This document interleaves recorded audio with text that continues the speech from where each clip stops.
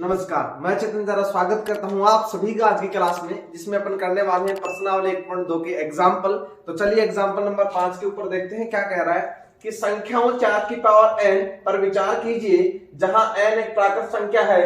जांच कीजिए कि क्या n का कोई एक ऐसा मान है जिसके लिए 4 की पावर n अंक शून्य पर समाप्त होता है। देखिए, इसका मतलब ये है कि आपको ऐसा नंबर ढूंढना है जहां पर आपका जो ये 4 की पावर n है ये शून्य के ऊपर समाप्त होना चाहिए। देखो किस प्रकार से बनेगा। सबसे पहले मैं यहाँ पे आप लोगों को बता देना चाह रहा हूं पहले ही कि ये किसी भी एक संख्या की बात नहीं कर रहा है, ये संख्याओं की बात कर रहा है। तो संख्याओं का मतलब ऐसी बहुत सारी संख्याओं के अंदर आपको ढूंढना है जहां पर ये शून्य के ऊपर आपका समाप्त होना चाहिए। देखो किस प्रकार से आपको ये बोला गया था कि 4 की पावर n। अब देखो मैं यहाँ पे आपको एक बढ़िया बात बताने वाला हूं। 4 की पावर n जहां एक प्राकृत संख्या है। हम जानते हैं कि n अगर प्राकृत संख्या है तो n का मान 1 से स्टार्ट होता है, 2 3 4 डॉट डॉट डॉट इस प्रकार से आगे तक चलता जाता है।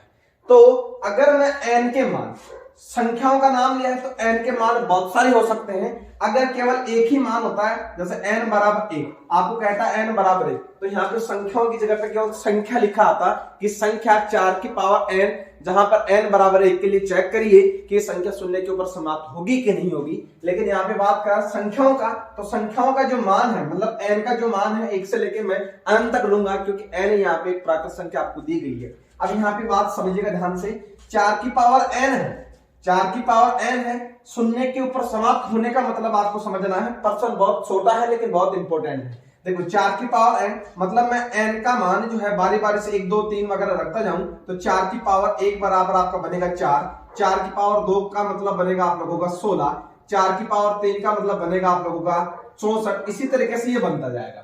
बात समझ आ रही है ना। तो आपको ये चेक करना है कि n का मान मैं ऐसा कौन सा रखूं जिसके उसके ऊपर अगर पावर के रूप में वो लिखा जाए तो ये वाला जो मान है ये 0 के ऊपर समाप्त होना चाहिए। मतलब उसका जो इकाइकांक है वो कितना बन जाना चाहिए, 0 बन जाना चाहिए। फॉर एग्जांपल एक मैं n ही आप लोगों का एक एग्जांपल ले रहा हूं। जैसे मान लो 4 की पावर मैंने 5 रखा, इसका मान कुछ भी आया हो, तो जैसे मान लो 520 मैंने इसको मान लिया, मैंने जस्ट माना ही है केवल। तो ये मान रखने पर इसका जो मान है शून्य के ऊपर समाप्त हो रहा है। इकाई का मान कितना आ रहा है आप लोगों का, 0 आ रहा है। तो ऐसा आपको मान बताना है कि n का मान ऐसा मैं कौन सा रखूं जिसको इसको खोलने पर इसका इकाइकांक या वो संख्या जो है उसका इकाइकांक कितना बन जाए, आपका 0 बन जाए। ये आप लोगों को चेक करना है। बात समझ आ रही ना। मतलब इन सभी मानों में से मुझे वो नंबर बताना है जिसको इसके ऊपर रखने पर इसको जब मैं खोलूं तो उसका जो इकाई का मान है, बोले तो जो प्रथम अंक जो है आप लोगों को क्या आ जाए, 0 आ जाए। ये आप लोगों को चेक करना है। बात समझ आ रही है। तो अपन चेक करते हैं। इसके लिए मैं आप लोगों को एक छोटी चीज और बता रहा हूं, ध्यान से सुनना। अगर कोई भी संख्या जो है आप लोगों की 0 के ऊपर समाप्त होती है, जैसे फॉर एग्जाम्पल मैं लेता हूं 30, यहां पे मैंने लिया 30, ठीक है। अगर मैं इसके अभाज्य गुणनखंड करता हूं तो देखिएगा ध्यान से, मैं भाग लगाऊंगा 2 का, तो 2 का लगाऊंगा तो इधर आ जाएगा 15, ठीक है। अब आगे देखिए, फिर आप लोगों का 3 का भाग जाएगा, 3 पंजे 15, फिर 5 एकम आप लोग कितना बनेगा, 5 बनेगा। मतलब अगर मैं इसके गुणनखंड लिखूं 30 बराबर 2 गुणा 3 गुणा 5, ठीक है। अब एक एग्जाम्पल और ले लो, जैसे एक एग्जाम्पल मैंने ले लिया 20 ले लो, एक एग्जाम्पल कोई भी ऐसा कोई भी एग्जाम्पल आप लोग ले लो जहां पर जिसका इकाई का कितना बन रहा हो 0, या फिर वह संख्या जो है आप लोगों की 0 के ऊपर समाप्त हो रही हो। ऐसा कोई सा भी एग्जाम्पल जो तुम्हारे मन के अंदर आ रहा है, ठीक है। तो यहाँ पे मैंने 30 ले लिया, यहाँ पे मैंने आप लोगों का 20 ले लिया। अब जैसे मान ली 30 का मैंने आपका गुणनखंड कर दिए हैं, अब मैं यहाँ से आप लोगों के 20 के गुणनखंड कर रहा हूं, तो देखिएगा 2 एकम 2 मतलब 10 बार चला जाएगा, फिर 2 का दूंगा 5 बार, फिर 5 का दूंगा फिर आप लोगों का 1 बार। बात समझ आ रही है। तो मैं इस 20 के गुणनखंड भी लिखता हूं तो मैं लिखूंगा 2 गुणा 2 गुणा 5। बात समझ आ रही है, 2 गुणा 2 गुणा 5। मतलब इन सभी से मुझे एक रिजल्ट मिला, जो कि क्या मिल रहा है, अगर कोई संख्या शून्य के ऊपर समाप्त हो रही है, अगर कोई संख्या शून्य के ऊपर समाप्त हो रही है तो उसका जो गुणनखंड है 2 और 5 के रूप में आएगा। गुणनखंड जो है 2 और 5 के रूप में आएगा, चाहे 2 कितनी बार भी आए, चाहे 5 भी कितनी बार आए, लेकिन उसके गुणनखंड के अंदर आपका 2 और 5 होना जरूरी है, तभी वह संख्या आप लोगों की शून्य के ऊपर समाप्त होगी। अदरवाइज वह संख्या आप लोगों की शून्य के ऊपर समाप्त नहीं होगी, चाहे वो कैसे भी हो आप लोगों की। जैसे मान लो एक एग्जाम्पल ले लेता हूं मैं 35 का मैंने एग्जाम्पल लिया है, तो मैं इसमें भाग दूंगा 5 का, 5 संता 35, 5 संता 35, 7 एकम 7। अब आप लोग बोलोगे कि सर 35 का जो मैंने लिखा 5 गुना 7 लिखा है इसके अभाज्य गुणनखंड, तो आप लोग बोलोगे कि सर इसमें 5 आ गया, तो आप लोग बता रहे थे कि शून्य के ऊपर समाप्त होगी कि नहीं होगी? बिल्कुल नहीं होगी, क्योंकि अगर वो शून्य के ऊपर समाप्त होगी तो उसके अभाज्य गुणनखंड में 2 और 5 प्रेजेंट होना जरूरी है। अकेले 2 से काम नहीं चलेगा, अकेले 5 से काम नहीं चलेगा, वहां पे उसके अभाज्य गुणनखंड में दोनों प्रेजेंट होने चाहिए। चाहे दोनों आए कितनी बार ही वो अलग बात है, लेकिन आने चाहिए, कम से कम एक बार तो दोनों आने ही चाहिए। 2 बार आए, 3 बार आए, 1-2 बार आ जाए, 3 बार आ जाए, इससे कोई मतलब नहीं है, लेकिन 2 और 5 आप लोगों का होना चाहिए, तभी वह संख्या आप लोगों की शून्य के ऊपर समाप्त होगी, अदरवाइज वह संख्या शून्य के ऊपर समाप्त नहीं होगी। जैसे यहाँ पे देख लीजिए, आपका 2 कितनी बार आ रहा है? 2 बार आ रहा है। 5 एक बार आ रहा है, यहाँ पे 2 कितनी बार आ रहा है? 1 बार है, तो ये मैटर नहीं करेगा, लेकिन 2 और 5 दोनों के अंदर प्रेजेंट है, इस वजह से ये जो संख्या है आप लोगों की 0 के ऊपर समाप्त होगी। बात समझ आ रही है? तो यही चीज मुझे यहाँ पे चेक करनी है, ये चीज चेक करनी है। अब यहाँ पे संख्या कौन सी है आप लोगों की? यहाँ पे संख्या कितनी है आप लोगों की? 4। यहाँ पे संख्या कौन सी है? 4। n तो पावर का काम कर रहा है, n पावर का काम कर रहा है, तो मुझे फैक्टर किसके करने पड़ेंगे आप लोगों के? 4 के करने पड़ेंगे। तो 4 के गुणनखंड किस प्रकार से होते हैं, आइए एक जैसे मैंने 4 के गुणनखंड मुझे करने हैं, तो 4 के गुणनखंड मैं कर रहा हूं, जरा ध्यान से समझिएगा। अब 4 ये है 2 की पावर, सॉरी यहां है आप लोगों का 4 की पावर n, 4 की पावर n है, इसको मैं लिख सकता हूं 2 गुना 2 की पावर n। इस 4 के मैंने फैक्टर कर दिए 2 गुना 2, और ये n आप लोगों का एज इट इज। बात समझ आ रही है? मुझे केवल 4 के गुणनखंड करने हैं। जिस संख्या को भी शून्य के ऊपर समाप्त करने के लिए बोले, उससे क्या आपको फैक्टर करने हैं। अगर फैक्टर के अंदर 2 और 5 आ रहे हैं दोनों, तो वह संख्या शून्य के ऊपर समाप्त हो जाएगी, अदरवाइज वो शून्य के ऊपर समाप्त नहीं होगी। अब मैं 4 के जैसे ही मैंने टुकड़े किए, तो मुझे मिला कि 2 गुना 2 मिल रहा है। 4 के टुकड़े 2 गुना 2 ही होते हैं, ठीक है। अब मैं इन दोनों से देख पा रहा हूं कि इसके गुणनखंड में 2 और 2 गुना 2 मतलब केवल और केवल 2 ही मौजूद है, 5 आप लोगों का मौजूद नहीं है। इस वजह से मैं यहां पे कहूंगा कि 4 की पावर n मतलब n का मान 1 से स्टार्ट होकर चाहे आप लोग कहीं तक भी रख लेना, वह संख्या 0 के ऊपर कभी भी समाप्त नहीं होगी, क्योंकि 4 के जो गुणनखंड बन रहे हैं 2 गुना 2 के फॉर्म में बन रहे हैं। अगर 2 गुना 5 के फॉर्म में बनते तो n का मान चाहे 1 रख लेते चाहे 2 रख लेते, वह संख्या शून्य के ऊपर समाप्त हो जाती, अदरवाइज ये संख्या शून्य के ऊपर समाप्त नहीं होगी। जैसे मान लो एक एग्जाम्पल और दे देता हूं। जैसे मान लो मैंने यहां पे लिखा 10 की पावर n, 10 की पावर कितना लिखा? n। अब इस 10 के टुकड़े मुझे करने, आपको बोला जाएगा कि बताओ 10 की पावर n के किस मान के लिए शून्य के ऊपर समाप्त होगी। ऐसा ही प्रश्न है कि ये 4 की पावर n बोल दिया मैंने, 10 की पावर n बोल दिया है। अब मैं इसके 10 के टुकड़े करता हूं, तो 10 के टुकड़े करूंगा 2 पंजे 10, 5 एकम 5। तो देखो इसके फैक्टर जो हो रहे हैं 10 के 2 गुना 5 के फॉर्म में बन रहे, मतलब 2 भी आ रहा है आपका, 5 भी आ रहा है। बात समझ आ रही है? अब इसके गुणनखंड में 2 और 5 दोनों आ रहे हैं, तो n का मान कोई सा भी रख लेना जो आप लोगों की इच्छा है। उन सभी मानों के लिए ये 0 के ऊपर आप लोगों का समाप्ति होगा। जैसे यहां पे देख लो, अब 10 की पावर मैंने 1 लिखा, 100 आया, सॉरी 10 आया। 10 की पावर मैंने 2 लिखी, n की जगह पे 2 रखा तो 100 आया। 10 की पावर मैंने 3 रखी तो कितना है आपके पास में? 1000 है। तो ये सभी संख्याएं आप लोगों को देख लीजिए 0 के ऊपर समाप्त हो रही है। क्यों हो रही है? क्योंकि इस 10 के टुकड़े जो हो रहे हैं आप लोगों के 2 गुना 5 के रूप में हो रहे हैं, इस वजह से ये संख्या 0 के ऊपर समाप्त हो रही है, अदरवाइज ये संख्या 0 के ऊपर समाप्ति नहीं होगी। उम्मीद है कि ये वाली बात आपको समझ आ रही होगी। तो बात यार है कि सर इस वाले प्रश्न को फिर लिखेंगे किस तरीके से, समझिएगा ध्यान से। देखिएगा, शून्य के ऊपर 4 की पावर n को शून्य के ऊपर समाप्त करवाना है, तो इसके लिए लाइन लिखोगे 4 की पावर n के अभाज्य गुणनखंड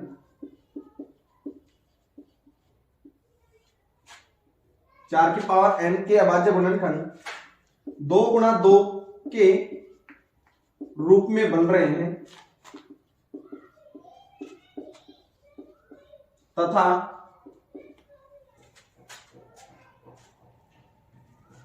पांच यहां अनुपस्थित है।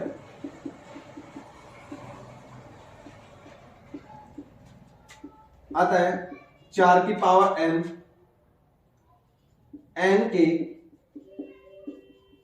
किसी भी मान पर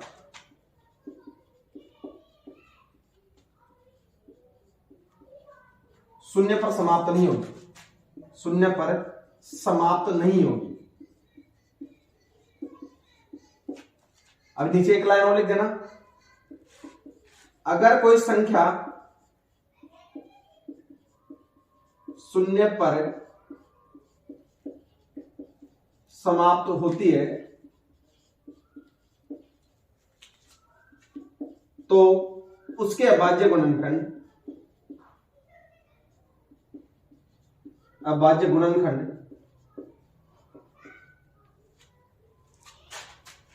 दो गुणा 5 के रूप में होंगे, ऐसा मान लो। उम्मीद है कि यहां तक बात समझ में आ रही होगी। चलिए अगले एग्जाम्पल की तरफ बढ़ते हैं।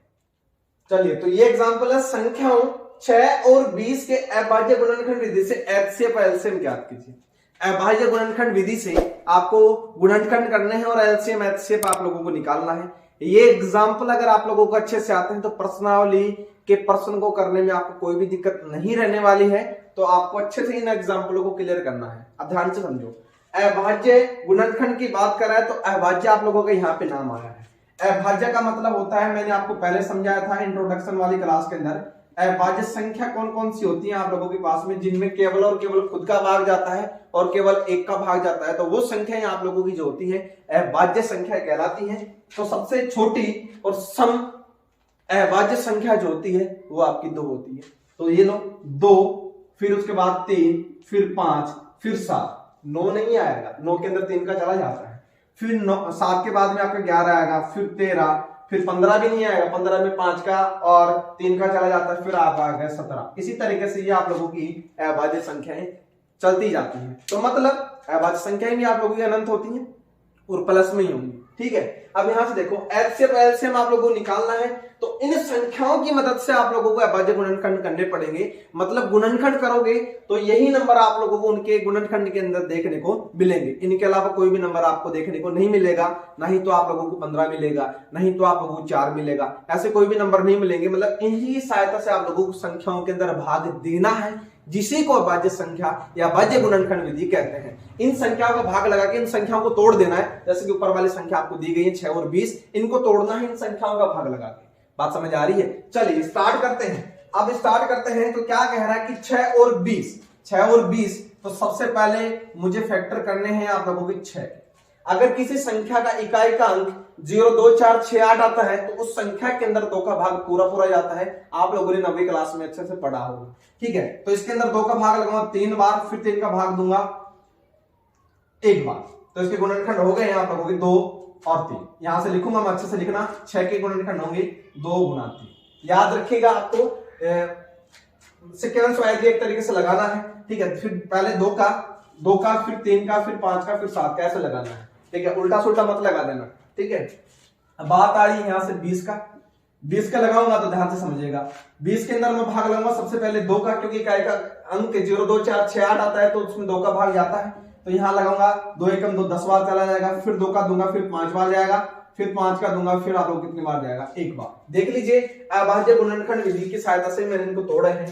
पहले अभाज्य संख्या 2 आई है, 2 के बाद में संख्याओं को आडी जोड़ूंगा तो आडी जोड़ने के बाद इस संख्या के अंदर 3 का भाग जा रहा है तो 3 का जाएगा, अदरवाइज 3 के बाद में 5 का नंबर आ जाता है। तो इन्हीं सीक्वेंस के आधार पर आपको भाग लगाने हैं। अब देखिए इनके मैं गुणनखंड लिखता हूं। इसके मैं लिखता हूं 20 के गुणनखंड मेरे पास हो गए हैं 2 गुना 2 गुना आप लोगों के पास में 5। ठीक है, इसको थोड़ा सा मैं और सिस्टमेटिक लिख दूं तो मैं इसके लिख दूंगा 2 की पावर 2 गुना 5। बात समझ आ रही है? और बस इतना ही लिख दो आप लोग। अब बात आ रही है एचसीएफ और एलसीएम निकालना। चुटकियों का खेल हो जाएगा अगर आप लोगों ने वीडियो ध्यान से देखा है तो। देखो, एचसीएफ और एलसीएम निकालना है तो यहां से आप लोग लिखना आराम से। सबसे पहले निकालोगे एचसीएफ हाईएस्ट कॉमन फैक्टर। ठीक है, अब एचसीएफ किस का निकाल रहे हो आप लोग? एचसीएफ निकाल रहे हो आप लोग 6 का और 20 का। फिर आप लोग निकालोगे एलसीएम किस का? वही आप लोग 6 का और 20 का। गोर लगाने वाली बात है, ध्यान से समझ लीजिएगा। ठीक है, अब यहां पे एचसीएफ का मतलब क्या होगा? एचसीएफ का मतलब होगा वह छोटी से छोटी घात जो दोनों के अंदर मौजूद हो, दोनों के अंदर आ रही हो। फॉर एग्जाम्पल जैसे यहाँ पे 2 की पावर 1 है, यहाँ पे 2 की पावर 2 है, तो दोनों के अंदर आ कौन सी रही है? 2 की पावर 1। या फिर ऐसे बोल सकते हो जो सबसे छोटी घात होगी वही आप लोगों के एचसीएफ के अंदर लिखी जाएगी। तो यहाँ पे 2 की पावर 1, 2 की पावर 2, इन दोनों में छोटी कौन सी है? 2 की पावर 1 है, तो यहां से मैं लिखूंगा 2 की पावर 1। एक तो यहां से आ जाएगी 2 की पावर, ये लीजिए, फिर आगे गुना। अब यहाँ पे देख लीजिए, यहाँ पे 3 की पावर 1 है, यहाँ पे 3 की पावर 1 है, यहाँ पे 3 है नहीं। मैंने क्या कहा है? दोनों में संख्या के अंदर वो गुणनखंड मौजूद होना चाहिए और सबसे छोटी घात आप लोगों की कॉमन आनी चाहिए। तो यहाँ पे 3 इसमें है लेकिन इसमें नहीं है, तो नहीं आएगा। यहाँ पे 5 है तो यहाँ पे 5 नहीं है, तो ये भी नहीं आएगा। इसका मतलब जो 6 और 20 का जो एचसीएफ आएगा वो केवल और केवल कितना आएगा? 2 की पावर 1 बोले तो कितना आ जाएगा आपके पास में? 2 आ जाएगा। बात समझ आ रही है? ये तो निकल गया आपका एचसीएफ। अब बात करते हैं एलसीएम की। एलसीएम के अंदर होता है वह बड़ी से बड़ी घात, चाहे वो दोनों के अंदर मौजूद हो चाहे नहीं हो, लिखी जाएगी। अब यहाँ पे देखो कैसे, यहाँ पे 2 की पावर 2 में और 2 की पावर 1 के अंदर बड़ा कौन सा है? 2 की पावर 2, यहाँ पे आएगा 2 की पावर 2, फिर गुना। यहाँ पे देखो, यहाँ पे 3 की पावर 1 है लेकिन यहाँ पे नहीं है, तो मैंने क्या कहा है? अधिक से अधिकतम घात चाहे दोनों के अंदर मौजूद हो चाहे नहीं हो, आपको उतार देनी है। तो यहाँ पे 3 की पावर 1 है, तो यहाँ पे मैं 3 की पावर 1 लिख दूंगा। अगर यहाँ पे 3 की पावर 1 है और यहाँ पे 3 की पावर 2 होती तो फिर मैं यहाँ पे 3 की पावर 2 उतारता, क्योंकि दोनों में अधिकतम घात मुझे लेनी होती है। बात समझ आ रही है? अब यहाँ पे 5 की पावर 1 है, यहाँ पे 5 है ही नहीं, तो कहीं उधार से मांग के थोड़ी लाएंगे। 5 की पावर 1 है, यहाँ पे 5 है ही नहीं, तो यहाँ से मैं कितना लिख दूंगा? चाहे दोनों के अंदर मौजूद हो चाहे नहीं हो, वो आप लोगों के लिखा जाएगा एलसीएम के अंदर, चाहे दोनों में मौजूद हो चाहे नहीं हो। लेकिन एचसीएफ के अंदर छोटी से छोटी घात कॉमन आएगी, लेकिन दोनों में प्रेजेंट होना बेहद ज्यादा जरूरी है, तभी एचसीएफ आएगा, वरना तो नहीं आएगा। अब यहां से इसको सॉल्व कर लो। सॉल्व करूंगा तो 2 कितनी बार है? 2 बार, गुणा 3 गुणा 5, 2 दूनी 4, 4 पंजे 20 और 20 पे कितना हो गया आपका? 60। कितना हो गया? 60। मतलब इसका एचसीएफ तो आ गया 6 और 20 का 2, और एलसीएम इसका 6 और 20 का कितना आ गया? 60। उम्मीद है आपको एचसीएफ और एलसीएम निकालना आ जाएगा। चलिए अगले एग्जांपल की बात करते हैं।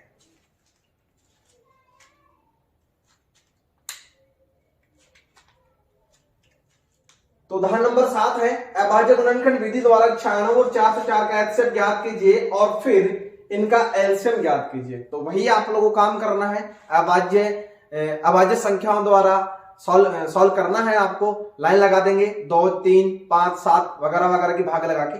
तो आइए सबसे पहले 96 के अंदर भाग लगाते हैं। सबसे पहले 96 के अंदर भाग लगाओगे, कितने का लगेगा? 2 का लगेगा। कितनी बार? 2 चौके 8, कितनी बार?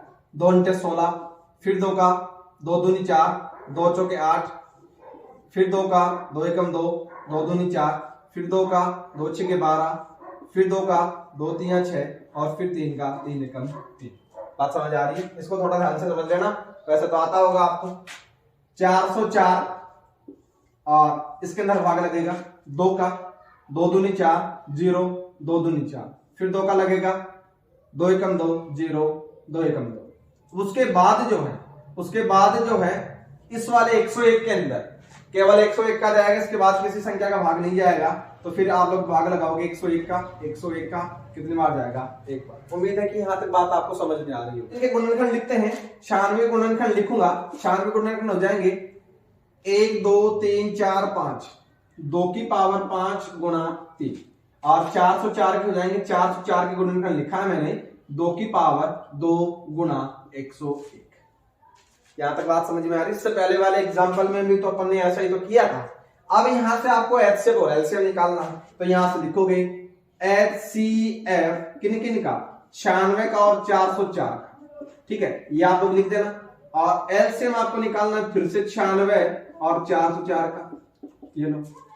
अब यहां से एचसीएफ निकालने के लिए मैंने कहा है कि न्यूनतम से न्यूनतम पावर आप लोगों को देखनी है जो दोनों के अंदर आप लोगों की कॉमन होनी चाहिए। न्यूनतम से न्यूनतम पावर जो दोनों के अंदर कॉमन होनी चाहिए, अधिक से अधिकतम नहीं आए, न्यूनतम से न्यूनतम वाली। अब यहां से देखो 2 की पावर 2 और 2 की पावर 5, न्यूनतम कौन सी है? 2 की पावर 2, तो यहां से लिखूंगा मैं 2 की पावर 2 जो दोनों के अंदर मौजूद है। अब यहां से 3 इसमें नहीं है, 101 इसमें है लेकिन इसमें नहीं है। इसका मतलब है 2 की पावर 2 ही आप लोगों का एचसीएफ होगा, जिसको मैं लिखूंगा कितना 4। तो 96 और 404 का जो एचसीएफ निकल के आएगा वो कितना आएगा 4 आएगा। अब बात करते हैं एलसीएम की। तो एलसीएम के लिए मैंने कहा है कि अधिक से अधिकतम घात चाहे वो दोनों के अंदर मौजूद हो चाहे नहीं हो लिखी जाएगी। बात समझ आ रही है। अब यहां से देखते हैं 2 की पावर 5 अधिकतम कौन सा है 2 की पावर 5 है, तो यहां से लिखूंगा मैं 2 की पावर 5। फिर गुणा यहां पे 3 है यहां पे नहीं है, लेकिन अधिकतम पावर इसकी कितनी है 1 है। दोनों में प्रेजेंट हो या नहीं है उससे मतलब नहीं है, लेकिन अधिकतम पावर ढूंढनी है। यहाँ पे 3 की पावर 1 होता, यहाँ पे 3 की पावर 10 होता, तो मैं यहाँ पे 3 की पावर 10 उतारता, ना कि 3 की पावर 1, क्योंकि अधिकतम घात मैंने बोला। यहाँ पे 3 की पावर 1 लिखूंगा। फिर गुणा में यहाँ पे 101 है लेकिन यहाँ पे 101 नहीं है, तो यहां से मैंने क्या किया, इसे 101 की पावर 1 अधिकतम कितनी है आपकी 1 है। यहाँ पे अधिकतम घात मतलब 0 यहाँ पे 0 है 101 की पावर, मतलब 0 का मतलब आप लोगों का 1 हो जाता है। ठीक है, अब देखो यहां से देखो भाई किसी की भी पावर जो आप लोगों की 0 होती है ना, 1 की पावर 0, तो उसका मान कितना हो जाता है 1। तो यहाँ पे एक तरीके से मैं 0 मान सकता हूं। तो 0 में और 1 में अधिकतम कितनी है आप लोगों की 1 है, तो मैं यहां से लिख दूंगा 101। यहां तक बात समझ में आ रही होगी। अधिकतम पावर आपको ढूंढनी है, चाहे दोनों के अंदर मौजूद हो चाहे नहीं हो, आपका एलसीएम कहलाएगा। न्यूनतम पावर दोनों में मौजूद होना जरूरी है, एचसीएफ कहलाएगा। अब यहां से देखो, यहां से देख लो 2 की पावर 5 गुणा 3 गुणा 101 को इसको सॉल्व करोगे तो तुम्हारे पास में आएगा 96। ये आप लोगों क्या हो जाएगा भाई एलसीएम हो जाएगा। उम्मीद है कि यहां तक बात आपको समझ में आ रही होगी। बेहद आसान प्रश्न है, अगर एग्जाम्पल आप लोगों ने अच्छे से क्लियर किए हैं तो प्रश्न आप लोगों की जो है अंगुलियों के ऊपर घूमेगी। बात समझ आ रही है। चलिए अगले एग्जाम्पल की तरफ अपन बढ़ते हैं। क्या गया तो उदाहरण नंबर 8 आपका है कि संख्या 6, 72 और 120 का अभाज्य गुणनखंड विधि द्वारा एचसीएफ और एलसीएम ज्ञात कीजिए। वही फॉर्मेट है, उसी हिसाब से आपको करना है। 2, 3, 5, 7, 11, 13 वगैरह का भाग आप लोगों को लगाते जाना है। चलिए अपन बात करते हैं। सबसे पहले अपन 6 का अभाज्य गुणनखंड करते हैं, फिर 72 का, फिर 120 का। 6 का देखिए, सबसे पहले 6 का करते हैं, फिर अपन करेंगे 72 का, फिर अपन करेंगे 120 का। चलिए सबसे पहले अभाज्य गुणनखंड 6 के करते हैं तो कितने का भाग जाएगा 2 का, 2 एकम 2, 2 दूनी 4, 2 तिया 6, 3 बार जाएगा। और फिर 3 का भाग लगाऊंगा, 3 एकम 3। तो इसके जो गुणनखंड है वो आपके पास बनेंगे 6 के कितने 2 गुणा 3। ये तो हो गए वही 6 के गुणनखंड। अब बात कर रहे हैं 72 की, तो 72 के अंदर 2 का भाग लगाऊंगा, 2 तिया 6, 2 6 के 12, फिर 2 का, 2 एकम 2, 2 अंटे 16, फिर 2 का, 2 नाम 18, फिर मैं लगाऊंगा कितने का 3 का, 3 तिया 9, और फिर 3 का लगाऊंगा, 3 एकम 3। बात समझ आ रही है। इसके गुणनखंड लिख लेता हूं। 72 के गुणनखंड कितने हो जाएंगे, 72 के गुणनखंड हो जाएंगे, यहां से लिख देता हूं। 72 के गुणनखंड होंगे, यहां से देखो 1 2 3, 2 की पावर 3 गुणा 3 की पावर 2, 1 2, 3 की पावर मैंने लिख दिया 2। अब यहां से लिखूंगा मैं 2 का भाग लगाऊंगा, 2 6 के 12 0, फिर 2 का लगेगा 2 3 6 0, फिर 2 का लगेगा 2 एकम 2, 2 पंजे 10, फिर 3 का जाएगा 3 पंजे 15, फिर आपका जाएगा 5 एकम 5। तो इसके जो गुणनखंड होंगे 120 के वो बनेंगे आपके पास में 1 2 3, यहां से बनेंगे 2 की पावर 3 गुणा 3 गुणा 5, 3 एक बार 5 एक बार। बात समझ में आ रही होगी। गुणनखंड मैंने कर दिए हैं। अब अपन करते हैं इसका एचसीएफ और इसका एलसीएम निकालते हैं। तो आइए एचसीएफ और एलसीएम किस प्रकार से निकलेगा। तो यहां से लिख रहा हूं मैं एचसीएफ किस किस का निकाल रहे हो एचसीएफ 6 का, 72 का, 120 का। फिर एलसीएम निकालोगे, एलसीएम किसका 6 का, 72 का, 120 का। चलिए एचसीएफ का मतलब वह न्यूनतम पावर जो सभी के अंदर मौजूद हो, एचसीएफ के अंदर काउंट होगी। एलसीएम वह अधिकतम पावर जो दोनों के अंदर मौजूद हो चाहे नहीं हो, एक के अंदर तो मौजूद होगी, वही अधिकतम पावर एलसीएम के अंदर लिखी जाएगी। ठीक है ना। चलिए अब अपन बात करते हैं एचसीएफ की। तो वह न्यूनतम पावर जो दोनों में मौजूद हो, मतलब जितनी संख्याओं के फैक्टर के हैं उन सभी में मौजूद हो। तो यहां से देखिए, यहां से है 2 की पावर 1 है, 2 की पावर 3 है, 2 की पावर 3 है। तीनों के अंदर मौजूद कितनी है 2 की पावर 1। तो यहां से मैं लिखूंगा कितना 2 की पावर 1 मौजूद है भाई, 2 की पावर, फिर आगे गुणा यहां से 3 की पावर 1 है, यहाँ 3 की पावर 2 है, यहाँ 3 की पावर 1 है। तीनों में मौजूद कितनी है आपकी? 3 की पावर 1। तो मैं यहां से लिखूंगा 3 की पावर, फिर आगे गुणा करता हूं तो देखिए यहाँ 5 मौजूद है लेकिन इन दोनों में नहीं है, तो फिर 5 मौजूद सभी के अंदर होता तो लिखा जाता, अगर मौजूद नहीं है तो फिर नहीं लिखा जाएगा। तो यहाँ से क्रॉस में रिमूव कर देता हूं, तो इनको मैं गुणा करवाता हूं तो कितना हो जाएगा? 2 की पावर 1 का मतलब 2 होता है, 3 की पावर 1 का मतलब 3 होता है, तो 3 दूनी कितना हो जाएगा आपका? 6 हो जाएगा। तो आपके पास में 6, 72 और 120 का जो एचसीएफ निकल के आएगा वो कितना आएगा? 6 निकल के आएगा।